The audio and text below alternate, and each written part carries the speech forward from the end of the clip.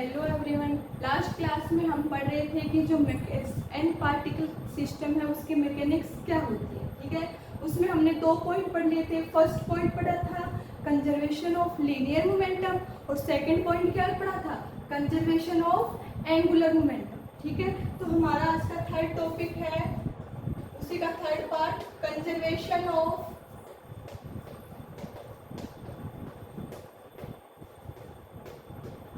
Conservation of energy. ठीक है, हमने 2 पढ़ लिए थे, कंजर्वेशन ऑफ लीनियर मोमेंटम और कंजर्वेशन ऑफ एंगुलर मोमेंटम। आज हमें पढ़ना है कंजर्वेशन ऑफ एनर्जी। ठीक है, तो वही हमने एन पार्टिकल सिस्टम लिया था। ठीक है, इसमें एन नंबर ऑफ पार्टिकल है,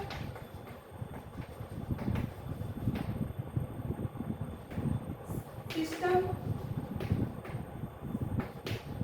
और इस पे अपन ने एक्सटर्नल फोर्स लगाया था एफ ऑफ ई, जो कि क्या है, पूरे सिस्टम पे था। और ith पार्टिकल के अकॉर्डिंग अपन क्या कर रहे थे, इस पूरे सिस्टम की क्या कर रहे थे, बात कर रहे थे। ठीक है, और इस ith पार्टिकल का पोजीशन वेक्टर क्या होगा, आर। ठीक है, ये सब चीजें अपन ने लास्ट क्लास में देख ली है। ठीक है, आज हम पढ़ेंगे कंजर्वेशन ऑफ एनर्जी। ठीक है, एनर्जी क्या होती है, कार्य, वर्क डन का ये क्या होता है, एक अनदर फॉर्म होती है। अपन ने एनर्जी वर्क डन जो थ्योरम है वो पढ़ी होगी कि एनर्जी और वर्क डन एक दूसरे से क्या करते हैं, रिलेट होते हैं। ठीक है, मान लो अपन एक पार्टिकल है, ये ith पार्टिकल है, इसको अपन इस पोजीशन से नेक्स्ट पोजीशन के ऊपर क्या कर रहे हैं, डिस्प्लेस कर रहे हैं। मान लो ये डिस्प्लेसमेंट कितना है, dri। ठीक है, तो यहाँ से यहाँ तक फोर्स लगाना पड़ेगा, तभी पार्टिकल क्या होगा, यहाँ इस पोजीशन से इस पोजीशन, मान लो ये कौन सी है, zth पोजीशन पे क्या हो जाता है, डिस्प्लेस हो जाता है। तो ये अपन फोर्स से अपन क्या कर रहे हैं, जो फोर्स लगा रहे हैं और एक पोजीशन से दूसरी पोजीशन पे डिस्प्लेस कर रहे हैं, तो क्या कर रहे हैं, अपन वर्क डन कर रहे हैं। ठीक है, तो W वर्क डन क्या होता है, इंटीग्रेशन इनिशियल पोजीशन, मान लो first position to second position, final position, F dot dr, यही होता है।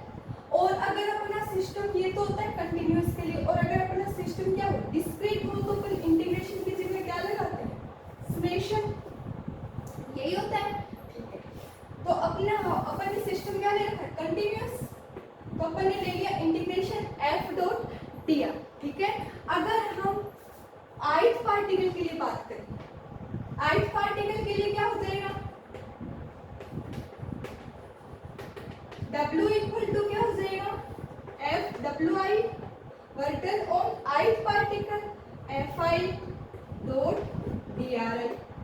ठीक है, फोर्स, टोटल फोर्स की बात होगी यहाँ पे, total force on ith particle और उसका डिस्प्लेसमेंट। ठीक है, देखो अपन क्या जानते हैं कि F इक्वल टू क्या होता है, ma, मास इनटू एक्सीलरेशन। ठीक है, A को क्या लिख सकते हैं, m dv अपॉन dt लिख सकते हैं।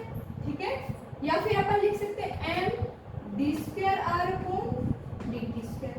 ठीक है, ith पार्टिकल की बात हो तो यहाँ पे I आ जाएगा, I, तो f I इक्वल टू क्या लिख सकते हैं, mi for ith particle, mi r I double लिख सकते हैं।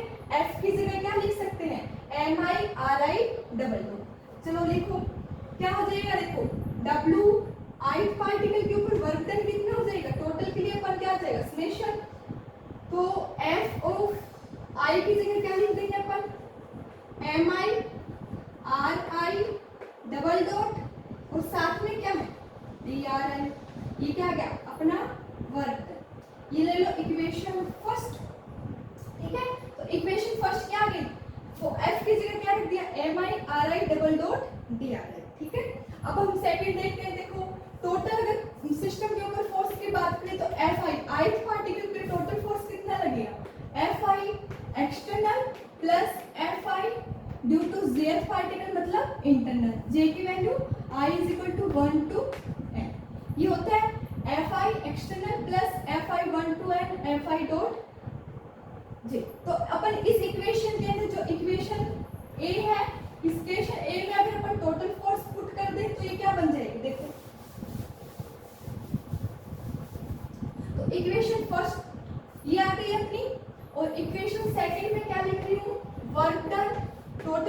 कितना है external, F I external plus summation J is equal to 1 to N F I due to J, और साथ में क्या है डॉट डी आर आई।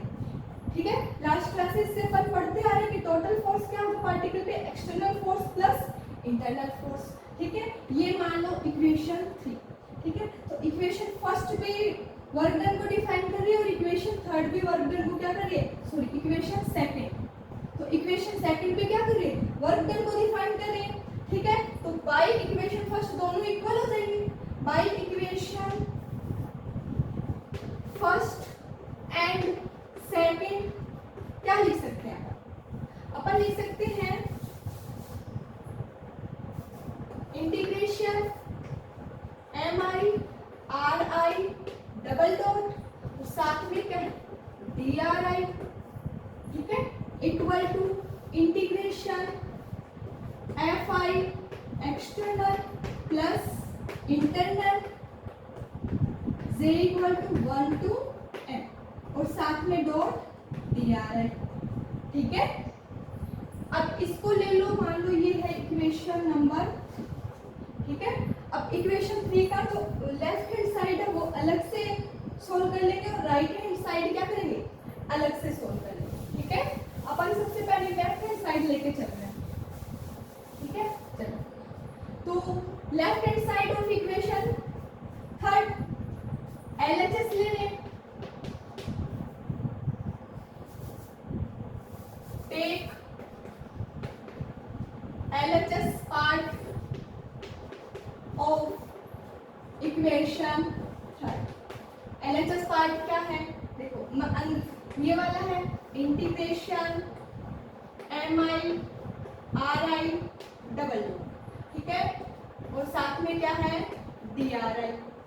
ठीक है, अब देखो इसको अपने को क्या करना है सोल्व करना है, तो इसको मैं अलग से ले लूं एक बार।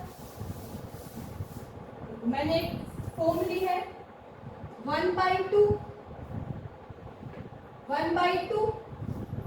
D upon D T M I R I dot square.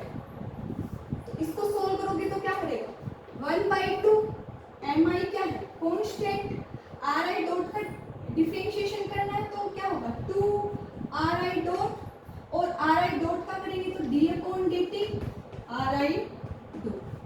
ये यार है अपने पास 2 से 2 क्या हो गया कैंसिल, तो यहाँ पे अपने पास क्या आ गया M I R I dot D R I dot upon D T. ठीक है, इसको क्या लिख सकते हैं M I R I dot R I double dot, और अपने पास जो ये लेफ्ट साइड है M I R I double dot और डी आर आई। ठीक है, तो ये अपने पास क्या आ गया 1/2 D upon D T M I R I dot की स्क्वायर। ठीक है, अब इसको देखो एक चीज अपन ने जो सिंगल पार्टिकल की स्टडी कर रहे थे उसमें भी देखा था कि जो अपने को पता है वी आई क्या होता है डी आर आई अपॉन डी टी, या अपन इसको लिख सकते हैं आर आई डॉट। अगर मैं यहाँ से डी आर आई की वैल्यू निकालूं डी आर आई वो क्या बन जाएगा R I dot D T, तो मैं यहाँ पे पुट कर दूं M I R I double dot और डी आर आई को क्या रखना है अपने को आर आई डॉट डी। ठीक है, अब देखो M I R I dot इस पार्ट को अपन क्या लिख सकते हैं 1/2 D upon D T M I R I dot का स्क्वायर, क्योंकि ये क्या है M I R I dot R I double dot, तो यहाँ से इसके अंदर पुट कर सकते हैं। तो ये इक्वेशन देखो क्या बन जाएगी,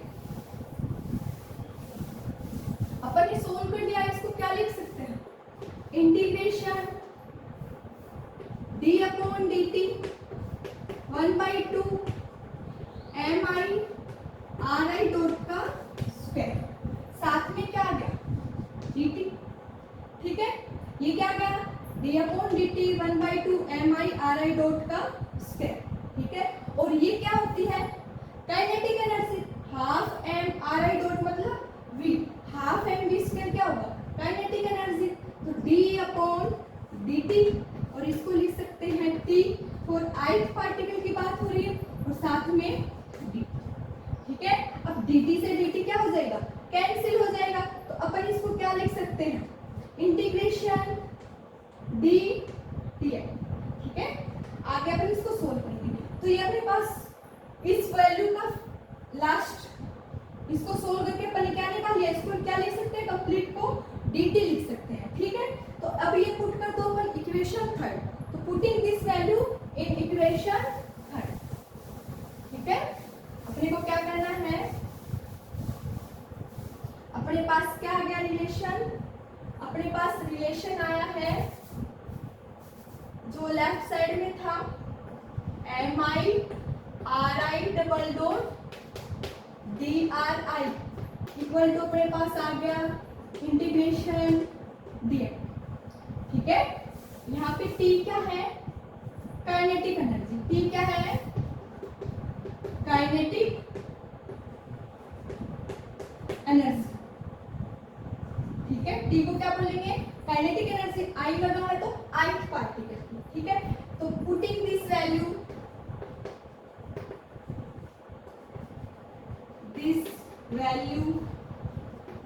इन इक्वेशन थर्ड, क्या हो जाएगा, इक्वेशन थर्ड में तो लेफ्ट हैंड साइड में अपन क्या लिख सकते हैं, वो इक्वेशन बन जाएगी dt equal to integration f i external plus f i due to z, z is equal to 1 to n dot dr, ठीक है। ये अपने पास क्या आ गया, फॉर्मूला आ गया, ठीक है। अब देखो ये आ गई अपने पास इक्वेशन नंबर 4, ठीक है। तो अपने पास इक्वेशन 4 क्या आ गई, dti equal to fi external plus z equal to 1 to n fi due to zth dot dr, ठीक है। ये अपने पास एक इक्वेशन निकल के आ रही है। अब अपने ने जो लेफ्ट हैंड साइड है उसको तो सोल्व कर लिया, अब अपन क्या करेंगे, राइट हैंड साइड सोल्व करेंगे, ठीक है।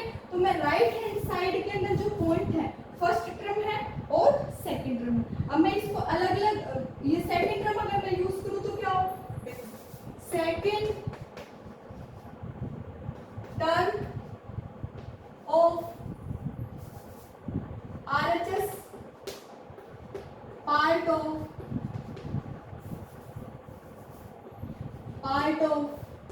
इक्वेशन 4, इक्वेशन 4 का RHS जो पार्ट है उसका सेकंड टर्म ले रही हूँ, और सेकंड टर्म क्या है, इंटीग्रेशन है, ये है ना, तो ये क्या होगा, सेकंड टर्म है summation fi due to z j equal to 1 to n, only ये वाला पार्ट ले रहे, इसके साथ क्या है, dri भी है, ठीक है। ये आ रहा है अपने पास f, और साथ में क्या है dri, ये भी है। अगर मैं इसको अकेले को सोल्व करूं, ठीक है, तो देखो अपन इसको क्या लिख सकते हैं, summation j equal to 1 to n, पीछे की क्लासों में अपने पढ़ा था, हाफ लिख सकते हैं ith के ऊपर jth की वजह से फोर्स प्लस jth के ऊपर ith पार्टिकल की वजह से क्या होगा, फोर्स डॉट dri लिख सकते हैं, ठीक है। इसको लिख दो, ठीक है। अब अपने को पता है according two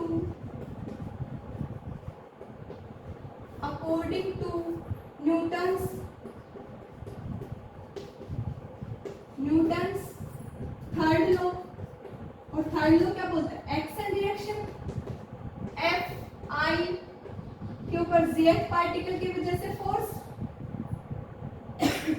plus F Z particle के ऊपर आई पार्टिकल की वजह से फोर्स इक्वल और क्या होते हैं, अपोजिट होते हैं, ठीक है।